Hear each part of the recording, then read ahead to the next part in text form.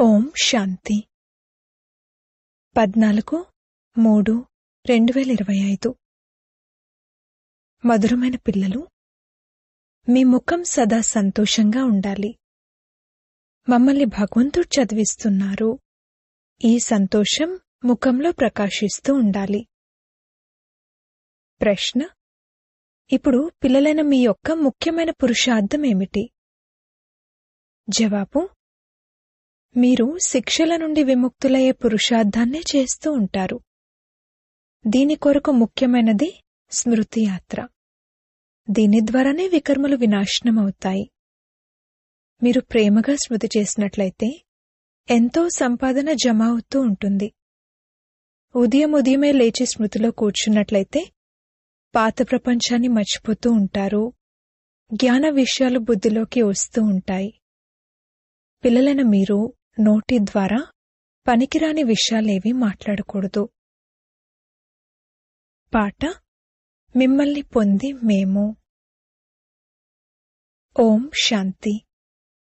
పాటను వినే సమయంలో కొందరికి దాని అర్థమవుతుంది మరియు ఆ సంతోషం కూడా కలుగుతుంది. భగవంతుడు మనల్ని చదివిస్తున్నారు. భగవంతుడు మనకు విశ్వరాజ్యాధికారాన్ని ఇస్తున్నారు. కాని అంతటి సంతోషం ఇక్కడ ఏ ఒక్కరికో ఉంటుంది. ఆ స్మృతి స్థిరంగా నిలవదు. నేను తండ్రికి చెందినవాడిగా అయ్యాను. తండ్రి నన్ను చదివిస్తున్నారు. ఈ నష ఎక్కనివారు ఎంతోమందున్నారు. ఆ సత్సంగాలు మొదలైన వాటిలో కథలు వింటారు. వారికి కూడా సంతోషం కలుగుతుంది. ఇక్కడైతే తండ్రి ఎంత చక్కని విషయాలను వినిపిస్తారు. తండ్రి చదివిస్తున్నారు మరియు తర్వాత విశ్వానికి యజమానులుగా తయారు చేస్తున్నారు. కావున విద్యార్థికి ఎంత సంతోషముండాలి. ఆ భౌతికమైన చదువులు చదివేవారికి ఎంత సంతోషమైతే ఉంటుందో ఇక్కడి వారికి అంత సంతోషముండదు. బుద్ధిలో కూర్చోదు. తండ్రి అర్థం చేయించారు. ఇలాంటి పాటలను 4-5 సార్లు వినండి. తండ్రిని మర్చిపోవడంతో ఇక పాత ప్రపంచం మరియు పాత సంబంధాలు కూడా గుర్తుకొచ్చేస్తాయి. అలాంటి సమయంలో ఈ పాటలు వినడం ద్వారా కూడా తండ్రి స్మృతి వచ్చేస్తుంది. తండ్రి అని అనడంతో వారసత్వం కూడా గుర్తుకొస్తుంది. చదువు ద్వారా వారసత్వం లభిస్తుంది. మొత్తం విశ్వమంతటికీ యజమానులుగా అయ్యేందుకు మీరు శివ్ బాబా ద్వారా చదువుకుంటారు. మరింకేం కావాలి? ఇటువంటి విద్యార్థికి లోపల ఎంత సంతోషముండాలి. రాత్రింబవళ్లు నిద్ర కూడా దూరమైపోవాలి. విశేషంగా నిద్రను విడిచిపెట్టి కూడా ఇటువంటి తండ్రిని మరియు టీచర్ను స్మృతి చేస్తూ ఉండాలి. ఆ నషలోనే లీనమైపోయిన వారిలా ఉండాలి. ఓహో, మాకు తండ్రి ద్వారా విశ్వరాజ్యాధికారం లభిస్తుంది. కాని మాయ స్మృతి చేయనివ్వదు. మిత్ర సంబంధికులు మొదలైన వారి స్మృతి కలుగుతూ ఉంటుంది. వారి చింతనే నడుస్తూ ఉంటుంది. పాత కుళ్ళిపోయిన చెత్త ఎంతో మందికి గుర్తుకొస్తూ ఉంటుంది. మీరు విశ్వానికి యజమానులుగా అవుతారు అని తండ్రి ఏదైతే చెప్తున్నారో ఆ నష వారికెక్కదు.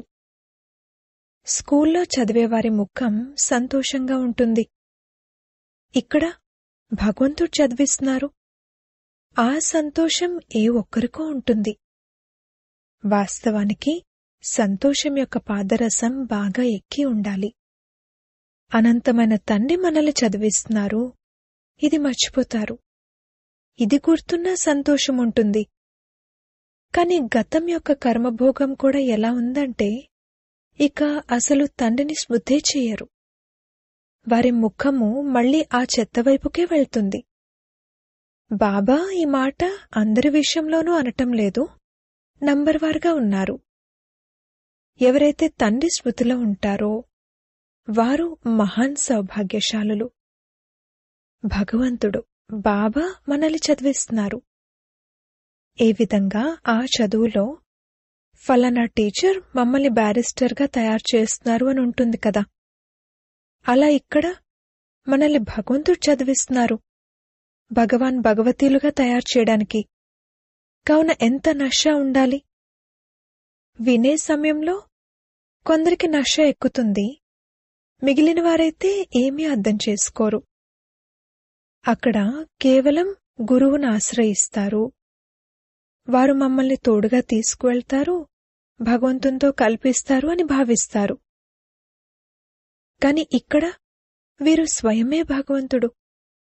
మిమ్మల్ని తనతో మిలనం చేయించి తనతో పాటు తీసుకువెళ్తారు.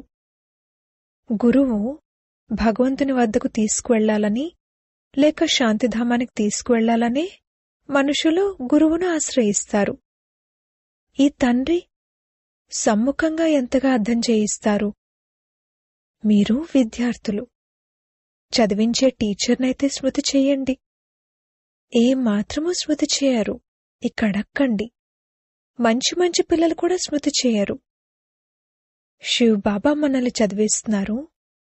వారు జ్ఞానసాగరుడు, మనకు వారసత్వాన్ని ఇస్తారు. ఇది గుర్తున్నా సంతోషం యొక్క పాదరసం ఎక్కి ఉంటుంది. తండ్రి సమ్ముఖంగా చెప్తున్నారు, అయినా ఆ నష ఎక్కదు. బుద్ధి వేరే వైపులకు వెళ్ళిపోతుంది. తండ్రి అంటారు, నన్ను స్మృతి చేసినట్లయితే మీ వికర్మలు వినాశనమవుతాయి. నేను గ్యారంటీ ఇస్తున్నాను. ఒక్క తండ్రిని తప్ప ఇంకెవ్వరినీ స్మృతి చేయకండి. వినాశనమయ్యే వస్తువులను స్మృతి చేయవలసిన అవసరమేముంది?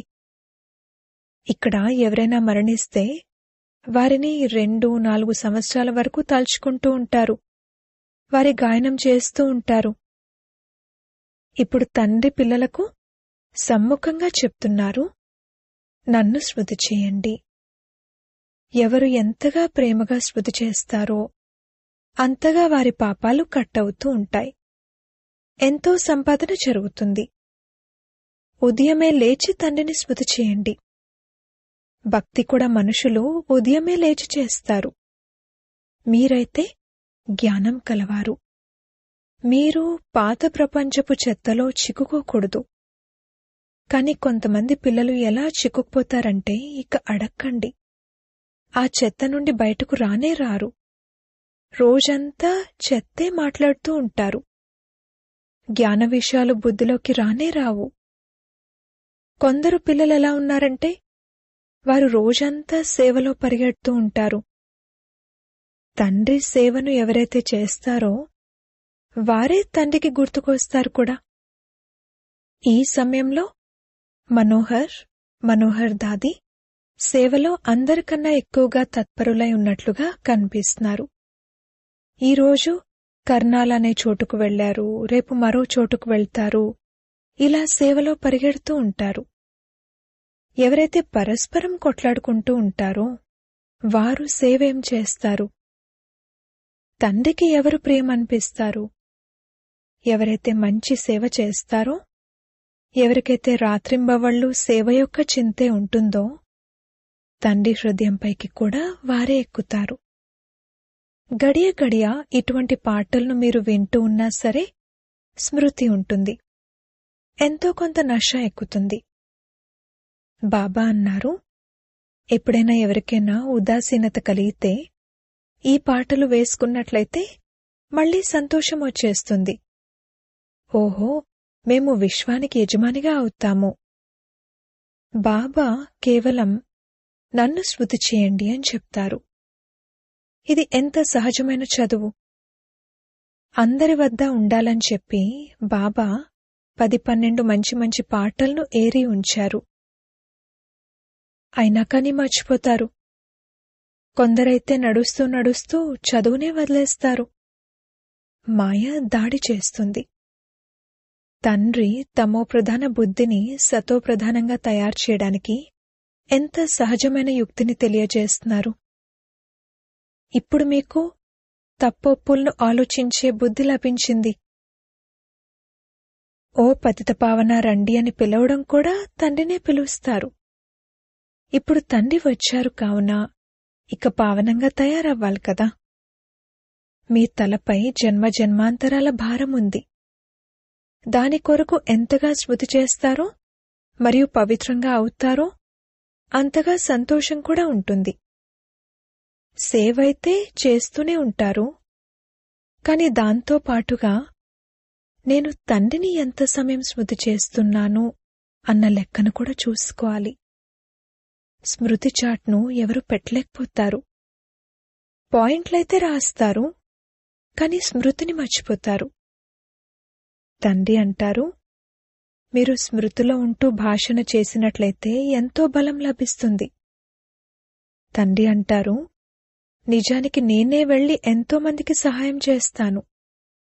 ఎవరిలోనైనా ప్రవేశించి నేనే వెళ్లి సేవ చేస్తాను.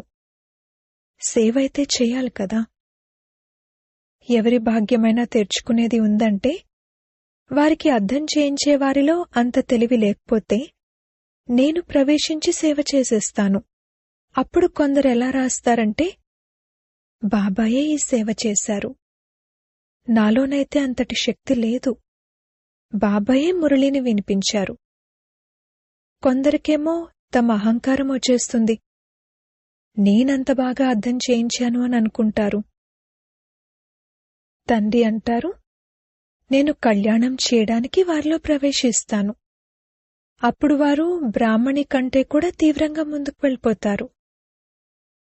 ఎవరైనా తెలివి తక్కువ వారిని పంపిస్తే, వీరికన్నా మేమే బాగా అర్థం చేయించగలము, వీరిలో గుణాలు కూడా లేవు, వీరికన్నా మా అవస్థే బావుంది అని ఎదుటివారు అనుకుంటారు. కొందరు హెడ్గా ఉంటారు, వారికి చాలా నష ఎక్కిపోతుంది. వారు చాలా ఆడంబరంగా ఉంటారు. పెద్ద వ్యక్తులతో కూడా నువ్వు నువ్వు అని సంబోధిస్తూ మాట్లాడతారు. ఆమెను దేవి దేవి అని పిలుస్తుంటే అందులోనే సంతోషపడిపోతారు. ఇలాంటివారు కూడా ఎందరో ఉన్నారు. టీచర్ కంటే విద్యార్థులు తెలివైన వారిగా అవుతారు. పరీక్షను పాస్ అయిందైతే ఒక్క బాబాయే. వారు జ్ఞానసాగరుడు. వారి ద్వారా మీరు చదువుకుని మళ్లీ చదివిస్తారు. కొందరైతే బాగా ధారణ చేస్తారు, కొందరు మర్చిపోతారు. అన్నిటికన్నా ముఖ్యమైన పెద్ద విషయం స్మృతి యాత్ర. మన వికర్మలు ఎలా వినాశనమవుతాయి? కొందరు పిల్లలు ఎటువంటి నడవడిక నడుచుకుంటారంటే ఇక అది ఈ బాబాకు మరియు ఆ బాబాకే తెలుసు. ఇప్పుడు పిల్లలైన మీరు శిక్షల నుండి విముక్తులయ్యే ముఖ్యమైన పురుషార్థమునే చెయ్యాలి. దీని కొరకు ముఖ్యమైనది స్మృతి యాత్ర. దీని ద్వారానే వికర్మలు వినాశనమవుతాయి. కొందరు ధనం ద్వారా సహాయం చేస్తారు, దాని ద్వారా మేము షావుకారులుగా అవుతాము అని భావిస్తారు. కాని పురుషార్థమైతే శిక్షల నుండి రక్షించుకునేందుకు చేయవలసిందే. లేకపోతే బాబా ఎదురుగా శిక్షలు అనుభవించవలసి ఉంటుంది. జడ్జి కుమారుడు తప్పుడు పనులు చేస్తే ఆ జడ్జికి కూడా సిగ్గనిపిస్తుంది కదా. బాబా కూడా అంటారు, నేనెవరికైతే పాలన చేస్తున్నానో వారిని శిక్షిస్తానా? ఆ సమయంలో తలదించుకుని అయ్యో అయ్యో అని అంటూ ఉంటారు. బాబా ఇంత అర్థం చేయించారు, చదివించారు, అయినా నేను శ్రద్ధ పెట్టలేదే. తండ్రితో పాటు ధర్మరాజ్ కూడా ఉన్నారు కదా. వారికి అందరి జన్మపత్రి గురించి తెలుసు. ఇప్పుడైతే మీరు ప్రాక్టికల్గా చూస్తున్నారు. 10 సంవత్సరాలు పవిత్రతతో నడుచుకున్న తర్వాత అకస్మాత్తుగా మాయ ఎలాంటి దెబ్బ వేసిందంటే ఇక చేసుకున్న సంపాదనంతా పోగొట్టుకున్నారు, పతితంగా అయిపోయారు. ఇలాంటి ఎన్నో ఉదాహరణలు జరుగుతూ ఉంటాయి. చాలామంది పడిపోతారు. మాయ తుఫానుల్లో రోజంతా అలజడి చెందుతూ ఉంటారు. ఇక తండ్రినే మర్చిపోతారు. తండ్రి ద్వారా మనకు అనంతమైన రాజ్యాధికారం లభిస్తుంది అన్న సంతోషం ఉండదు. కామం తర్వాత మోహం కూడా ఉంది. ఇందులో నష్టోమోహులుగా అవ్వాల్సి ఉంటుంది. పతితులపై ఏం మనసు పెట్టుకోవాలి? అయితే వారికి కూడా మేము తండ్రి పరిచయాన్నిచ్చి పైకి లేపాలి అన్న ఆలోచన ఉండాలి. వారిని ఏ విధంగా శివాలయానికి యోగ్యులుగా తయారు చేయాలి అని లోపల ఈ యుక్తిని రచించండి. ఇక్కడ మోహం విషయం కాదు. ఎంత ప్రియమైన సంబంధీకులైనా సరే వారికి కూడా అర్థం చేయిస్తూ ఉండండి. ఎవరి పట్ల కూడా గాఢమైన ప్రేమ బంధం ఏర్పడకూడదు, లేదంటే బాగుపడలేరు. దయార్థ హృదయులుగా అవ్వాలి. మీపై మీరు కూడా దయ చూపించుకోవాలి, మరియు ఇతరులపై కూడా దయ చూపించాలి. తండ్రికి కూడా దయ కలుగుతుంది. నేను ఎంతమందిని నా సమానంగా తయారు చేస్తున్నాను అన్నది చూసుకోవాలి. తండ్రికి రుజువును చూపించాలి. నేను ఎంతమందికి పరిచయాన్ని ఇచ్చాను. పరిచయం పొందినవారు కూడా రాస్తారు, బాబా, నాకు వీరి ద్వారా పరిచయం చాలా బాగా లభించింది. బాబా వద్దకు ఈ విధంగా రుజువులొస్తే అప్పుడు బాబా, అవును, వీరు సేవ చేస్తున్నారు అని భావిస్తారు. బాబా, ఈ బ్రాహ్మణి చాలా చురుకైన వారు. ఈమె చాలా మంచి సేవ చేస్తున్నారు, మమ్మల్ని బాగా చదివిస్తున్నారు అని బాబాకు రాయాలి. యోగంలో పిల్లలు ఫెయిల్ అయిపోతారు. వారికి స్మృతి చేసే తెలివిలేదు. బాబా అర్థం చేయిస్తున్నారు, భోజనం చేసేటప్పుడు కూడా శివబాబాను స్మృతి చేస్తూ తినండి. ఎక్కడికైనా తిరగడానికి విహరించడానికి వెళ్ళినప్పుడు కూడా శివబాబాను స్మృతి చేయండి. పరచింతన విషయాలను మాట్లాడుకోకండి. ఏదైనా విషయం గురించి ఆలోచనలు వచ్చినా కానీ మళ్లీ తండ్రిని స్మృతి చేయండి.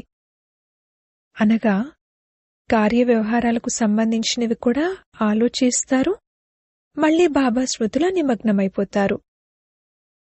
తండ్రి అంటారు, కర్మలైతే చేయండి, నిద్రపోండి కూడా, వాటితో పాటు స్మృతి కూడా చేయండి. తక్కువలో తక్కువ 8 గంటల వరకు చేరుకోవాలి.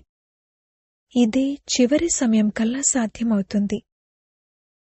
మెల్లమెల్లగా మీ చాట్ను పెంచుతూ వెళ్ళండి. కొందరు నేను 2 గంటలు స్మృతిలో ఉన్నాను అని రాస్తారు. మళ్లీ నడుస్తూ నడుస్తూ చాటు డీలా అయిపోతుంది. ఇక అది కూడా మాయ పోగొట్టేస్తుంది. మాయ చాలా శక్తివంతమైనది. ఎవరైతే ఈ సేవలో రోజంతా బిజీగా ఉంటారో వారే స్మృతి కూడా చేయగలుగుతారు. గడియ గడియ తండ్రి పరిచయాన్ని ఇస్తూ ఉంటారు.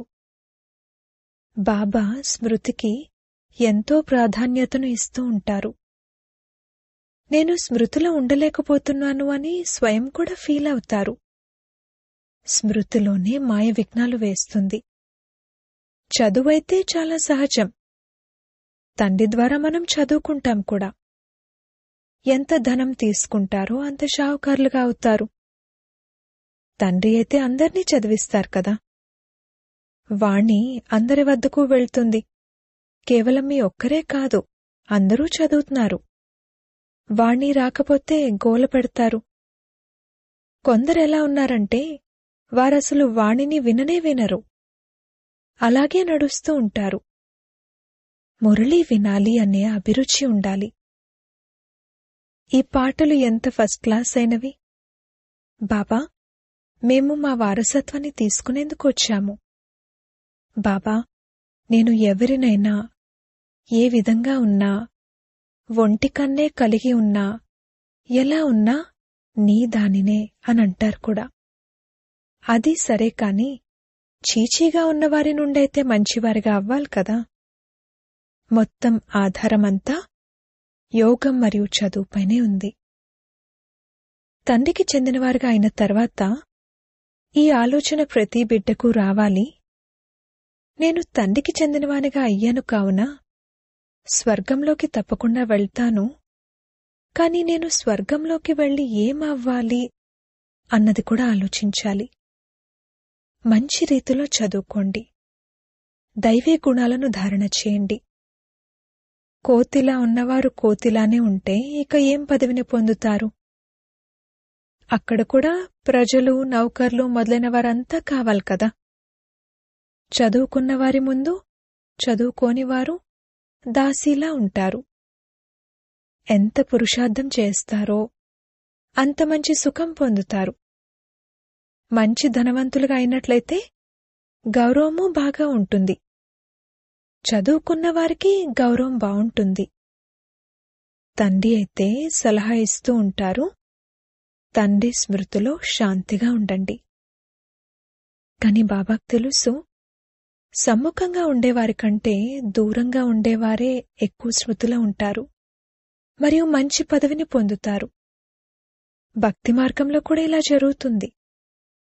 కొందరు భక్తులు మంచి ఫస్ట్ క్లాస్గా ఉంటారు. వారు తమ గురువుల కన్నా ఎక్కువగా స్మృతిలో ఉంటారు. ఎవరైతే చాలా మంచి భక్తిని చేస్తూ ఉంటారో వారే ఇక్కడికి వస్తారు. అందరూ భక్తులే కదా. సన్యాసులు మొదలైన వారు రారు. భక్తులందరూ భక్తి చేస్తూ చేస్తూ ఇక్కడికి వచ్చేస్తారు. తండ్రి ఎంత స్పష్టంగా అర్థం చేయిస్తున్నారు. మీరు జ్ఞానాన్ని అర్థం చేసుకుంటున్నారు అంటే మీరు బాగా భక్తి చేశారు అని నిరూపణ అవుతుంది. ఎక్కువ భక్తి చేసేవారు ఎక్కువ చదువుతారు, తక్కువ భక్తి చేసేవారు తక్కువ చదువుతారు. ముఖ్యమైన శ్రమ స్మృతికి సంబంధించింది. స్మృతి ద్వారానే వికర్మలు వినాశనమవుతాయి మరియు చాలా మధురంగా కూడా తయారవ్వాలి. అచ్చా, మధురాతి మధురమైన సిక్కిలదే సర్వసబల్ విశ్వాసపాత్రులైన ఆజ్ఞాకారులైన పిల్లలకు బాప్దాదాల ప్రియ స్మృతులు మరియు గుడ్ మార్నింగ్. ఆత్మిక పిల్లలకు ఆత్మిక తండ్రి నమస్తే.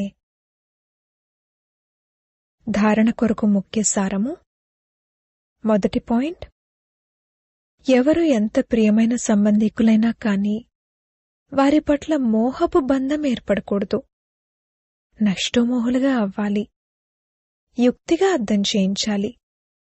మీ పట్ల మరియు ఇతరుల పట్ల దయ చూపించాలి. రెండవ పాయింట్, తండ్రిని మరియు టీచర్ను ఎంతో ప్రేమగా స్మృతి చేయాలి. భగవంతుడు మమ్మల్ని చదివిస్తున్నారు, విశ్వరాజ్యాధికారాన్ని ఇస్తున్నారు అన్న నష ఉండాలి. నడుస్తూ తిరుగుతూ స్మృతిలో ఉండాలి. పరచింతన విషయాలను మాట్లాడకూడదు. వరదానము. అవినాశీ ఆత్మిక రంగు యొక్క సత్యమైన హోలీ ద్వారా తండ్రి సమాన స్థితి యొక్క అనుభవీ భవ. మీరు పరమాత్ముని రంగులో రంగరించబడిన హోలీ పవిత్ర ఆత్మలు. సంగమ యుగం హోలీ పవిత్ర జీవితం యొక్క యుగం. అవినాశీ ఆత్మిక రంగు అంటుకున్నట్లయితే సదాకాలం కొరకు తండ్రి సమానంగా అవుతారు. కనుక మీ హోలీ ఏమిటంటే సాంగత్యపు రంగు ద్వారా తండ్రి సమానంగా అవ్వటము. ఆ రంగు ఎంత పక్కాగా ఉండాలంటే ఇక ఇతరులను కూడా సమానంగా తయారు చేయాలి. ప్రతి ఆత్మపైన అవినాశీ జ్ఞానం యొక్క రంగును, స్మృతి యొక్క రంగును, అనేక శక్తుల రంగును, గుణాల రంగును, శ్రేష్ఠ వృత్తి, దృష్టి, శుభ భావన, శుభకామనల ఆత్మిక రంగును వేయండి. స్లోగన్. దృష్టిని అలౌకికంగా, మనసును శీతలంగా, బుద్ధిని దయార్థ హృదయం కలదిగా మరియు నోటిని మధురంగా తయారు చేసుకోండి. అవ్యక్త ప్రేరణలు. సత్యత మరియు సభ్యత రూపీ కల్చర్ను అలవర్చుకోండి. సత్యత యొక్క శక్తి స్వరూపులుగా అయి నషాతో మాట్లాడండి, నషాతో చూడండి. మనం ఆల్మైటీ గవర్నమెంట్ యొక్క అనుచరులము.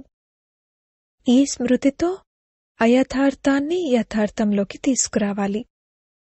సత్యమును ప్రసిద్ధం చెయ్యాలి, అంతేకాని దాన్ని దాచిపెట్టకూడదు. కాని అది సభ్యతతో చెయ్యాలి. మేము శివుని శక్తులము అన్న నష ఉండాలి. శక్తులు ధైర్యం ఉంచితే సర్వశక్తివంతుడు సహాయం చేస్తారు.